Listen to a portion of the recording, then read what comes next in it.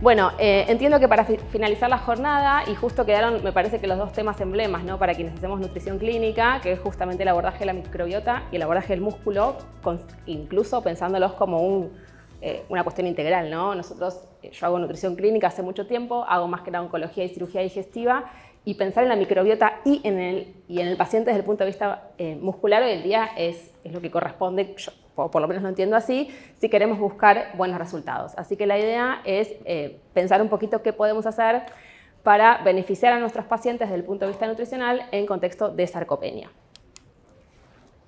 Acá. Bueno. Yo esta filmina la usé ya hace un tiempo y antes ponía el músculo, nuevo paradigma de nutrición clínica, ya no es nuevo. Todos los que estamos acá seguramente ya hemos leído, hemos escuchado, hemos estado en algún congreso, evento, jornada, lo que fuera, donde se aborda el aspecto muscular y la importancia que tiene en el paciente, por lo menos enfermo, que es lo que hoy nos convoca. Así que ya no es nuevo, pero sigue siendo un paradigma, ¿sí? Yo afortunadamente tengo la posibilidad de estar en contacto, más allá de muchos colegas, muchos futuros colegas, y yo trato de enseñarles a pensar al paciente, sobre todo desnutrido, desde la visión muscular. ¿Sí? Tenemos que empezar a evaluar desde el músculo, a intervenir desde el músculo y a buscar resultados desde el músculo. Entonces, por eso me parece que es un paradigma en lo que es la nutrición clínica. Lo que es importante, más allá de la función motora que tiene el músculo y que todos la conocemos, es no olvidar que tiene una función más allá de eso que tiene que ver con la función endocrina, ¿sí? Con la producción de sustancias que van a actuar a nivel endocrino y que van a estar vinculadas también con la microbiota, aunque no lo creamos, la microbiota condiciona al músculo y el músculo condiciona la microbiota. Entonces, pensar al músculo bien desde el punto de vista más extenso de la denominación. ¿Cómo vamos a definir la sarcopenia? Hay un montón de definiciones. Yo soy una fan, ahora les voy a mostrar un montón de gráficos porque soy fan ferviente de Carla Prado, que tiene toda una línea de investigación en masa muscular. Entonces, bueno, cuando tengo que definirla, digo, bueno, ¿desde qué lado me paro para definirla? Porque tenemos un montón de definiciones y bueno, depende de qué es lo que queremos mostrar, es lo que elijo. Entonces, elegí esta que es bastante amplia, sencilla, que quizás queda bien para los entornos clínicos, que tiene que ver con entender la sarcopenia como una insuficiencia muscular, ¿sí? Y esto explicarlo como un trastorno progresivo y generalizado del músculo esquelético que está asociado con malos resultados, bien, que incluyen caídas, disfunción física, mental y pobres resultados de los tratamientos clínicos.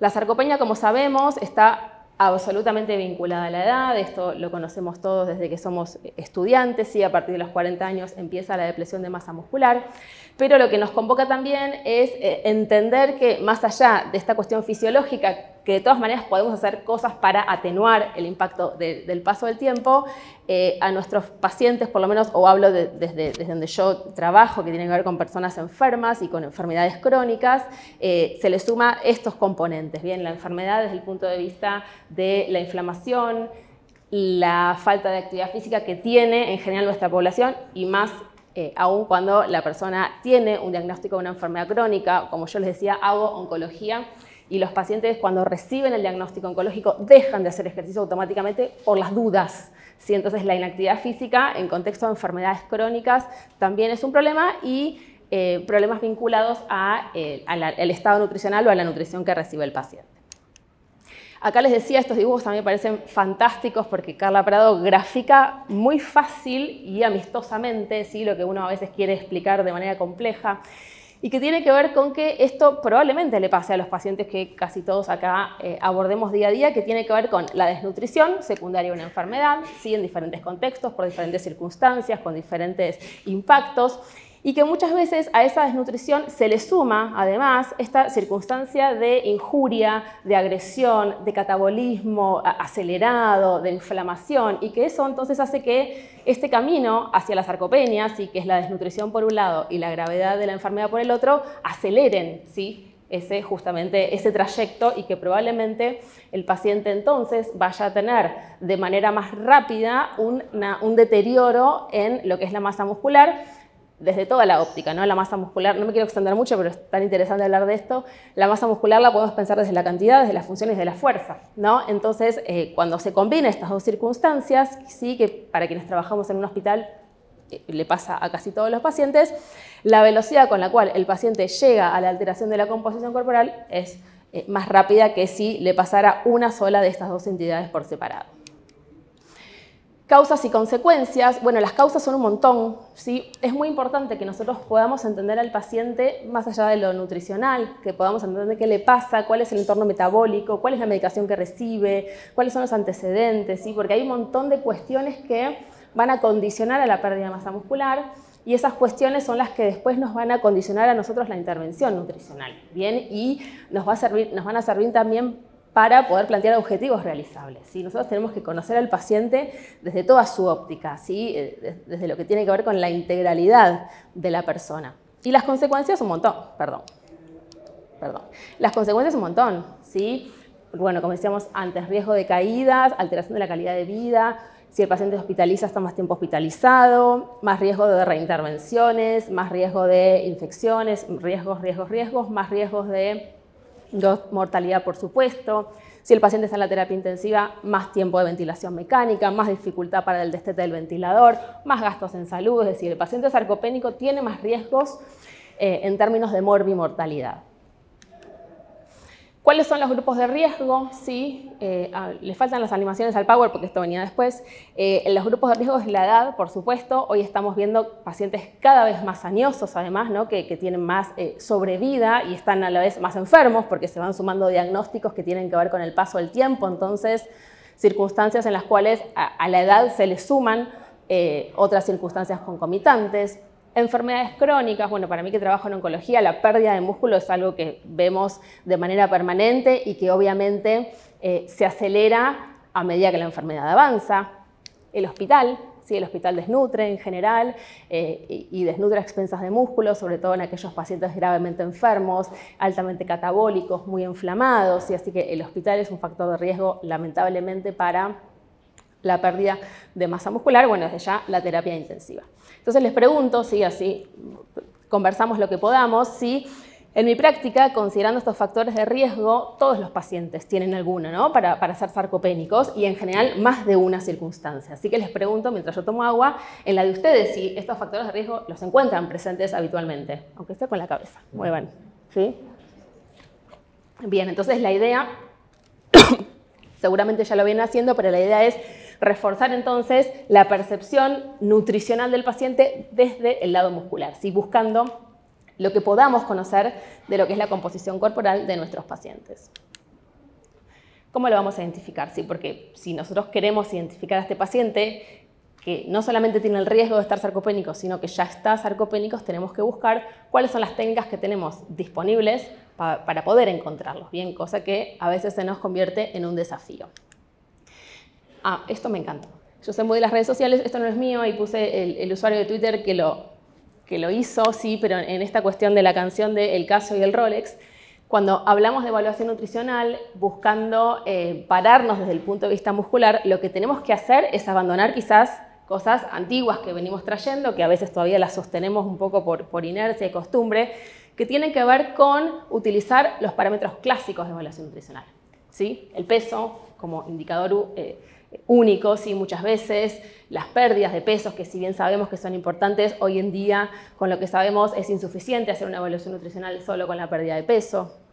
Bueno, la medición de pliegues, perímetros, el laboratorio, ¿sí? No quiere decir que no sirva, no estoy diciendo eso, sino que probablemente la información que nos esté dando, si nos queremos parar desde el punto de vista de la evaluación muscular, sea insuficiente, ¿sí? Entonces tenemos que abandonar y pasar al otro lado, ¿sí? Que es la valoración morfofuncional. Y en este caso siempre yo sugiero lo mismo, que es cuando buscamos lo ideal, que ahora lo vamos a ver, que es lo ideal desde la literatura, probablemente casi todos los que estamos acá no lo tenemos disponible. Entonces es, bueno, busquemos qué evaluación morfofuncional podemos hacer cada uno de nosotros en nuestra práctica, cada uno tiene prácticas diferentes, qué recursos tenemos a disposición para utilizarlos. Entonces acá cada uno tiene que como improvisar y hacer su propio algoritmo de cuáles van a ser estas variables, ¿sí? De evaluación morfofuncional que puede uno utilizar en la práctica. ¿Cuál es la ventaja de pararse desde el lado del Rolex? Bueno, empezar a conocer la composición corporal, que hoy en día quizás está limitado por lo menos a los centros de salud, y empezar a, perdón, estoy desorientada, ahí está, y empezar a hacer la evaluación de la fuerza y del rendimiento muscular, que esto quizás es algo que está mucho más accesible para nosotros, porque ahora lo vamos a ver, pero es menos costoso, implica poco tiempo, etcétera, etcétera. Cuando queremos buscar la sarcopenia, dije, bueno, a ver cómo se los digo de manera ordenada para que esto tenga un orden. Entonces, este algoritmo de evaluación y screening, mejor dicho, de sarcopenia que está publicado en el Consenso de Sarcopenia 2018 me parece que está bueno como para organizarnos, ¿sí? Para pensar, si yo lo quiero esto trasladar a mi práctica diaria, ¿cómo puedo hacer? Bueno, esto es una propuesta, ¿sí? No es única porque, como les decía, incluye quizás acá, por lo menos yo encuentro la mayor limitante para llevarlo a cabo, pero fíjense que podemos incluso empezar a pensar en hacer screening no solamente ya de riesgo de desnutrición, sino también hacer screening de lo que tiene que ver con el riesgo de sarcopenia. Entonces se los muestro, seguramente muchos lo conocen, pero me parece que está piola para poder llevar la teoría a la práctica.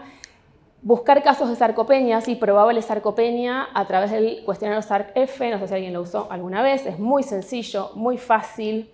Yo lo quise usar en oncología de todos modos y me dio que a todos los pacientes les daba bien, a mí mucho no me sirvió, así que vamos a buscar ahora otra manera de mejorar un poco la sensibilidad de ese instrumento, pero lo pueden usar perfectamente si piensan que la población de ustedes es candidata a evaluar así. La dinamometría, ¿sí? La fuerza de prensión de mano o el test de la silla que nos permite medir la fuerza de los miembros inferiores es una manera de poder identificar el probable sarcopénico que nos dio con riesgo a través del SARC-F, ¿sí? Y después acá es donde yo por lo menos, hablo desde mi experiencia, tengo la mayor limitante que es para poder confirmar la sarcopenia, porque allá ahí tenemos que contar con los recursos que son de imágenes y que probablemente, por lo menos en los hospitales, no los tenemos a disposición en la mayoría de ellos. ¿Sí? Ojalá alguno de ustedes sí lo tenga, pero lamentablemente todavía yo, en el hospital en el que estoy, no tenemos la tecnología para poder hacer la evaluación de las imágenes. Como yo les contaba, trabajo en oncología y la tomografía computada en onco es de rutina, diagnóstico y seguimiento de enfermedad y respuesta a tratamiento. Así que imágenes tenemos al por mayor. Lo que no tenemos todavía es la manera de analizarlas, ¿sí? Entonces, bueno, lamentablemente no todo es ideal. La idea es que, como yo les decía, cada uno puede hacer su propio algoritmo pensando en qué recursos tengo y qué pacientes tengo enfrente. Y después, para confirmar la severidad, este algoritmo lo que nos propone es hacer algún test de performance y algún test funcional para poder identificar si esa sarcopenia confirmada por imágenes es leve, moderada o severa. ¿Bien? Esto es lo que yo les decía, que el SARC-F resultó que no tenía tanta sensibilidad, lamentablemente, para identificar al paciente con riesgo de ser sarcopénico. Entonces hay muchos grupos de estudio, como yo les decía, Carla Prado a la cabeza, búsquenla si no la conocen, que lo que vieron estos grupos es que sumar el valor de la circunferencia de la pantorrilla con el SARC-F, ¿sí? El puntaje que nos diera uno con el otro, nos mejora la sensibilidad y el potencial predictivo de sarcopenia, ¿sí? La circunferencia de la pantorrilla, que quizás es un indicador que uno asociaba más a lo que es la tercera edad, ¿sí? Como medida de músculo, verdaderamente es algo que se está empezando a proponer como medida de evaluación. Ahora también vamos a ver algo más vinculado a la circunferencia de pantorrilla, en entornos donde no tenemos la posibilidad de hacer imágenes. Entonces, bueno, ¿cómo podemos mejorar la sensibilidad de otros tipos de instrumentos? Acá tenemos un ejemplo. Las técnicas de medición, como yo les decía, ¿alguien tiene a disposición a evaluar imágenes de tomografía, de resonancia, ecografía, DEXA? Hoy quizás está de a poco, ¿sí? ¿Para allá? Bien, ¿en qué parte? Bien, ¿y con qué resultó? ¿Qué vieron? Bien. Claro.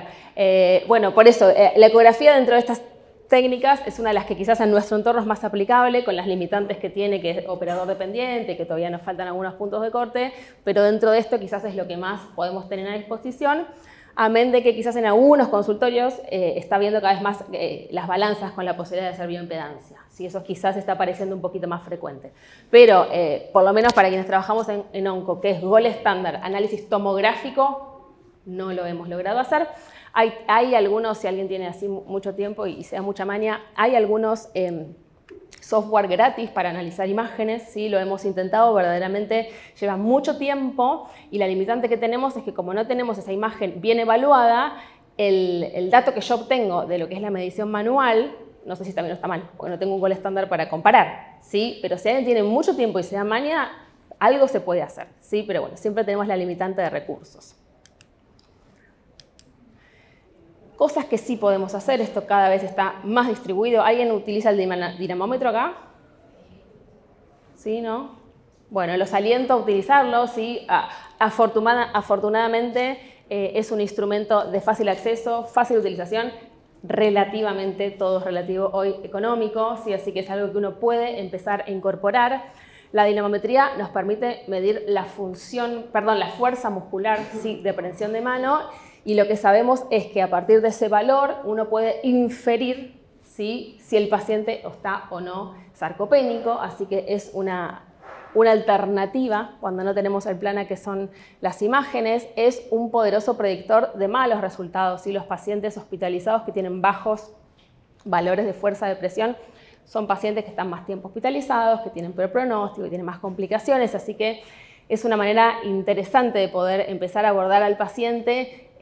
Para quienes trabajamos en los hospitales, además, lo que yo he visto por lo menos es que hay una muy alta prevalencia de fuerza de prensión de mano alterada, que cuando lo comparo con el screening nutricional tradicional para identificar riesgo de desnutrición, me da normal, ¿sí? Entonces probablemente me esté perdiendo un montón de pacientes si no le agrego la dinamometría. Y lo bueno es que agregar la dinamometría en lo que es la evaluación del paciente hospitalizado no me suma más de 30 segundos, un minuto, es decir, es algo que es verdaderamente rápido, es económico y que me da información de relevancia. Perdón que tomo agua. Así que vamos por la dinamometría. A ver si está el video. No sale el videito. Lo otro que también es muy sencillo, yo lo utilizo mucho en consultorio, ¿sí? En los pacientes oncológicos, tiene que ver con el test de la silla. No sé si alguien lo hizo, pero es muy fácil, es muy corto, es muy barato y casi todos los pacientes lo pueden hacer, ¿sí? A ver si se puede ver el video. Me habían dicho que lo habían logrado. Bueno, después lo googleamos, pero lo que implica este test es pedirle al paciente que se siente en la silla, ¿sí? Bien sentado, con el torso derecho, brazos hacia el pecho para no ayudar con el envión, y tomar el tiempo que le lleva al paciente subir y bajar 5 veces, ¿sí? Hay un punto de corte que son los 15 segundos. A partir de ese valor, es decir, más de 15 segundos, consideramos que la fuerza de las piernas, es un test de fuerza, es baja, ¿sí? Y si es menos de 15 segundos, lo consideramos normal. A mí me sirve mucho, pensando en esta evaluación integral, quizás no para hacer un diagnóstico, porque no es que yo diagnostico a través del test de la silla, pero sí como un parámetro de seguimiento y de evaluación de la capacidad funcional del paciente, ¿sí? Los pacientes oncológicos, ¿sí? Pueden tener diferentes escenarios de enfermedad, entonces a mí me sirve para ver cómo afecta la enfermedad o cómo el tratamiento nutricional mejora la capacidad funcional. Así que, y la verdad es que casi todos los pacientes lo pueden hacer, se hace muy fácil, e incluso ahora con tanta atención virtual, ¿sí? Donde uno ya, bueno, hacer VGS a través de la cámara es difícil, parámetros de peso muchas veces no tenemos. ¿Qué le pido a la gente? Bueno, que el familiar o que el compañero, que quien esté con él, le tome el tiempo del test de la silla. ¿Sí? Entonces me sirve como un seguimiento a distancia, que hoy hay tantos pacientes virtuales que entonces uno tuvo que buscar alguna alternativa para hacer un seguimiento adecuado con parámetros que se puedan medir sin la necesidad de un profesional enfrente. Y lo otro, acá tampoco entonces vamos a tener los videitos, esto ya por lo menos en la práctica mía, ¿sí? Que cada uno tiene la suya, en la práctica mía más difícil porque necesitamos más lugar, necesitamos más tiempo, pero también son test de funcionalidad que estaban en principio diseñados para la población adulta mayor, pero que perfectamente se pueden utilizar y traspolar a personas que están en otro rango etario, que tienen que ver con diferentes test, la batería corta de rendimiento físico, la velocidad de marcha, etcétera, que nos sirven para conocer la capacidad funcional del paciente. Bien, entonces también pueden servir como parámetro de seguimiento de nuestra intervención, parámetro de seguimiento de la afectación de la capacidad funcional en la enfermedad, parámetro de recuperación en casos de rehabilitación, etcétera. Bien, acá iba la charla, ¿sí? Esto era lo que yo les quería contar, pero antes de pensar, bueno, ¿qué hacemos con estos pacientes? La idea es pensar cómo los vamos a encontrar, ¿bien? Entonces empecemos a hablar del cuidado nutricional centrado en el músculo. Lo primero que tenemos que tener en cuenta, y se me ocurren tantas cosas para contarles, pero no me quiero extender, pero les voy a contar alguna de ayer, es que si nosotros queremos pensar en una estrategia nutricional, que puede ser tanto con alimentos vía oral, puede ser con suplementos orales, puede ser con nutrición enteral, puede ser con nutrición parenteral, queremos pensar en una estrategia que mejore la sarcopenia del paciente, el paciente tiene que tener un ingreso de nutrientes, acá puse ingesta pensando en un paciente que come, pero para hacerlo general tiene que tener el ingreso adecuado. ¿Sí? Yo no puedo pensar en una intervención dirigida al músculo. Ayer me pasó una paciente con una ingesta muy baja, muy mala, con mucha necesidad de mejora, ¿sí? Que salió de una internación con indicación de tomar proteína del suero, ¿sí? Porque está claramente sarcopénico. No es que esté mal la indicación de proteína del suero, ahora vamos a ver algo de eso, pero si es una paciente que no cubre sus requerimientos nutricionales, esa intervención dirigida al músculo no va a tener efecto. Entonces, lo primero, y por más que parezca básico y obvio, no lo tenemos que olvidar. El paciente tiene que cubrir requerimientos calóricos, por la vía que tenga, ¿sí? Entonces, esto es importante tenerlo en cuenta. Si bien acá nos vamos a centrar en la mirada muscular, tenemos que recordar algunas cosas básicas para que esta mirada muscular tenga efecto en el paciente. Entonces, tenemos que saber evaluar la ingesta, por supuesto, y poder detectar deficiencias calóricas para poder cubrirlas de alguna manera. ¿Bien? Después pensamos en las proteínas. ¿Bien? El macronutriente vedette de esta circunstancia, por supuesto que es la proteína. ¿Sí? Las proteínas las vamos a analizar desde 3 puntos de vista, desde la cantidad, desde la calidad y desde la distribución en el día. ¿Bien? En términos de cantidad, nosotros estamos pensando acá en buscar anabolismo, si estamos buscando hipertrofia muscular o buscar mejor función o fuerza, depende qué es lo que estemos buscando, ¿sí? De manera tal que el adecuado aporte proteico es básico. ¿Cómo calculamos o a qué determinamos adecuado aporte proteico? Promedio, sí, 1.2 a 1.5 gramos de proteínas por kilo por día, más si el paciente es caquéctico, como yo trabajo en onco, esto siempre lo tengo en cuenta. ¿Sí? Entonces el aporte proteico tiene que ser suficiente en un contexto además de suficiencia calórica, esto no lo podemos evitar. Si el paciente, ¿sí? Como en el caso de pacientes oncológicos, sobre todo con tumores del tracto gastrointestinal, tienen síntomas de la enfermedad o el tratamiento que afectan la ingesta oral y que no me permite cubrir calorías y proteínas según los requerimientos, tengo que pensar necesariamente en estrategias de soporte nutricional, ya sea oral o enteral, que quizás es lo más frecuente. Bien, así que en este contexto de pensar en la intervención nutricional dirigida al músculo, el soporte nutricional se convierte en un gran aliado. En términos de calidad, bueno, ¿qué encontramos? ¿Qué nos dice la evidencia? ¿Sí? Acá, vedette dentro de las proteínas es la leucina, ¿sí? Es lo que más evidencia tiene, que tampoco es absolutamente contundente, ¿sí? Lo que yo les voy a contar acá son algunas líneas de investigación, algunos autores que apoyan ciertas intervenciones, después las vamos a ver todas resumidas, pero tenemos evidencia limitada, ¿sí? Pero bueno, la leucina es un aminoácido indispensable, que es un componente básico del músculo, y lo que sabemos es que la leucina, cuando la leucina ingresa al organismo, independientemente de la fuente, un suplemento, el alimento, lo que fuere, se ocasiona en el músculo como un desencadenante de la síntesis proteica. ¿Sí? Es como un estimulante. Entonces, la proteína del suero, ¿sí? que es rica en leucina, viene acá, por eso mi paciente de ayer venía con la indicación de proteína del suero, viene acá a colaborar, ¿sí? Con el anabolismo muscular.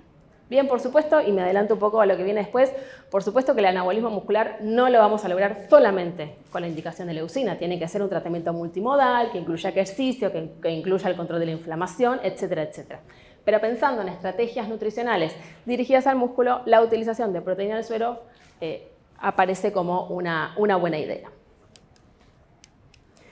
La distribución, ¿sí? Esto yo lo uso mucho en cirugía, ¿sí? En cirugía que invitamos a los pacientes a formar parte de un programa de prehabilitación, que justamente en la prehabilitación lo que busca es mejorar la capacidad funcional de un paciente antes de la cirugía, entonces yo lo uso mucho en este contexto. Lo que nos habla este gráfico es que nosotros deberíamos buscar, si queremos aprovechar el efecto desencadenante de la síntesis muscular en cada una de las ingestas que el paciente tiene, nosotros deberíamos buscar un mínimo de aminoácidos por ingesta que sea capaz de desencadenar esa síntesis acelerada. Bien, si alguien no me entiende, me para sin problema. Nosotros, sí, culturalmente tenemos esa ingesta proteica quizás suficiente como para desencadenar esta síntesis muscular en lo que son las comidas principales, quizás de almuerzo o de cena. Pero pensando un poco en la composición de nuestros desayunos y meriendas, ¿sí? Culturalmente quizás son, si bien este gráfico no representa a la población argentina, pero pensando un poquito en nuestros hábitos, quizás en desayuno y merienda, ¿sí? Las ingestas proteicas no alcanzan el mínimo de 25, 30, 35 gramos de proteínas que debería tener cada comida para estimular la síntesis proteica. Entonces, la propuesta también es ver si logramos que nuestros pacientes tengan una ingesta proteica un poco más armónica entre comidas, bien, que permita aprovechar este efecto anabólico postprandial en cada uno de esos momentos post-ingesta. Bien, entonces acá está bueno, la propuesta, ¿sí? De 25 a 30 gramos de proteínas por comida, pensando en una alimentación saludable y balanceada, ¿sí? Esto nos permitirá proporcionar entre 10 y 15 aminoácidos esenciales por ingesta.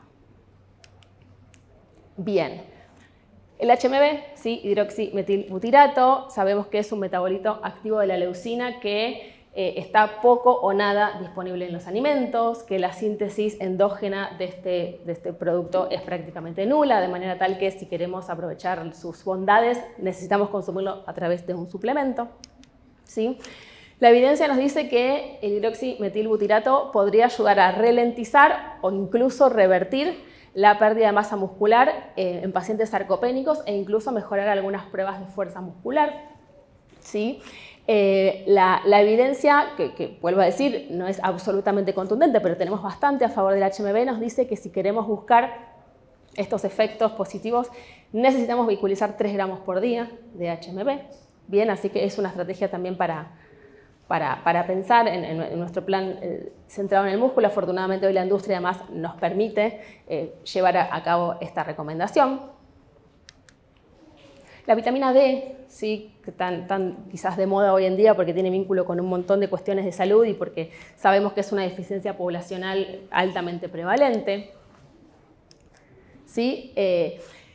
La hidroxivitamina D tiene un papel regulador importante en lo que es la función del músculo esquelético, así que necesitamos que nuestros pacientes tengan un nivel suficiente de vitamina D en su laboratorio, ¿sí? No sé si están acostumbrados a pedirlo. Hoy cada vez más pacientes lo tienen ya pedido de rutina porque sabemos de esta deficiencia que recién contábamos, pero necesitamos que el paciente tenga un valor adecuado de vitamina D. Lamentablemente nosotros por cuestiones de título no podemos hacer o no deberíamos hacer pedidos de laboratorio, pero entonces tenemos que siempre tener un médico que nos acompañe, que nos pueda hacer el dosaje de la vitamina D y que pueda hacer la indicación de suplementación, ¿sí? El paciente, bueno, acá puse lo oncológico, que es lo que yo más conozco, pero el paciente tiene que tener suplementación de vitamina D si no tiene su valor de laboratorio en condiciones adecuadas, ¿sí? Así que es algo que no tenemos que dejar de pensar.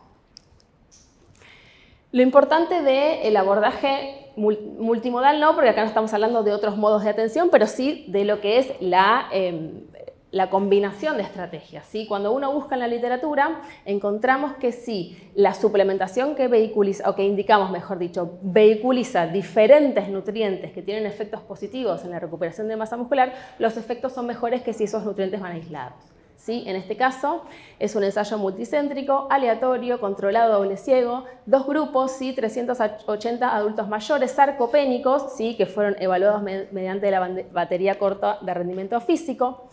A un grupo se le dio un suplemento nutricional de proteína del suero enriquecido con vitamina D y leucina, ¿sí? Que se consumió 2 veces al día durante 13 semanas. Y el otro grupo recibió un cuidado nutricional estándar. Bien. Lo que se vio es que el grupo suplementado ahí está la composición del suplemento, ¿sí? El grupo activo tuvo una mejora superior en lo que es la prueba de bipedestación y ganó más masa muscular que el grupo que tuvo el cuidado estándar. Así que también de pensar un poco en esto, en la combinación de estrategias si queremos mejorar las pruebas de función muscular. La conclusión de los autores dice que el suplemento nutricional de proteína del suero, sí, enriquecido con vitamina D y leucina en este caso, resultó en mejoras en la masa muscular y en la función de las extremidades en los adultos mayores sarcopénicos. Nutrientes específicos también entra en este caso el EPA. Yo en onco lo uso un montón porque tenemos un montón de evidencia de su beneficio. Recuerden que el EPA tiene este efecto antiinflamatorio y que muchas veces en este contexto de sarcopenia multicausal, ¿sí? La enfermedad y el aumento de la inflamación que la enfermedad produce tiene un impacto negativo en la masa muscular, entonces buscar intervenciones que vayan a atenuar la inflamación, es decir, no actuar directamente en el músculo, pero sí atenuar la inflamación sistémica, también es una estrategia que permite, ¿sí? no solamente la mejora del ingreso de nutrientes, que es una estrategia que tenemos que considerar, sino también disminuir la inflamación sistémica y mejorar entonces la masa muscular. Yo en oncología lo uso un montón, ¿sí? El EPA, las cantidades son discutidas, pero sabemos que entre de 2 a 2.2 gramos por día, ¿sí? De EPA sostenidos por 4 a 8 semanas empiezan a mostrar resultados positivos, así que es algo que afortunadamente también la industria y la farmacia nos permite hoy en día implementar, así que también para tener en cuenta. El aporte hídrico, algo que yo cuando le dije, claro, evidente, pero que a veces uno no lo tiene en cuenta, ¿sí? El bajo nivel de líquidos puede exacerbar la pérdida de masa muscular porque el flujo sanguíneo muscular se reduce en situaciones de deshidratación, así que asegurarnos que el paciente, fíjense qué básico, ¿no? Pero asegurarnos que el paciente cubra sus requerimientos hídricos también tiene que ser una pauta de cuidado estándar, siempre por supuesto, pero si estamos buscando que el paciente revierta o mejore el estado de su masa muscular también, ¿sí? Así que a chequear eso que a veces uno no tiene tan interiorizado. Ahí está. Ahí tenemos, sí, requerimientos hídricos promedio, por supuesto que después cada uno individualiza, de 30 mililitros por kilo por día, así que chequear los requerimientos hídricos si están cubiertos o no, esto en adultos mayores es muy importante, de manera tal de contribuir a que la efectividad de las otras estrategias implementadas tenga efecto positivo. Estrategias multimodales, es imposible, ¿sí? Buscar la mejora muscular si no pensamos en otra cosa, y en este caso la otra cosa es el ejercicio, ¿sí? No podemos no pensar en ejercicio. Yo siempre le pregunto a los pacientes, ¿le indicaron hacer ejercicio? No, nadie, o contrariamente, ¿sí? Eso soy yo, me estoy encontrando con mucha gente que me dice, me dijeron que no haga ejercicio. ¿Por qué? Porque lo ven muy adelgazado, desnutrido, sarcopénico, lo que fuera, entonces tienen miedo que el hacer ejercicio vaya a empeorar su condición, ¿sí? Entonces, acá tenemos mucho para hacer.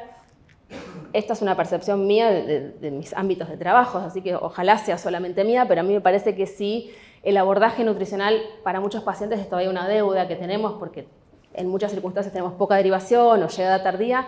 El abordaje físico está en peores condiciones que nosotros, ¿sí? No tenemos, o por lo menos yo no tengo una persona que se pueda ocupar del estado físico de los pacientes ni en ninguno de mis ámbitos de trabajo, entonces uno termina derivando a personas externas, entonces la llegada del paciente a esa persona es más difícil, uno termina tratando de prescribir lo que puede, que en realidad no corresponde, pero uno trata de ayudar de buena manera, entonces yo creo que acá tenemos una gran deuda con los pacientes, que es el estado físico, que es la actividad física personalizada. ¿Sí? Así como nosotros buscamos la intervención nutricional adecuada y personalizada para el paciente que tenemos enfrente, la actividad física debería acompañar este tipo de planificación de tratamiento. Y por lo menos en mi práctica diaria, lamentablemente, estamos mal en ese aspecto. Así que la actividad física es necesaria, ¿sí?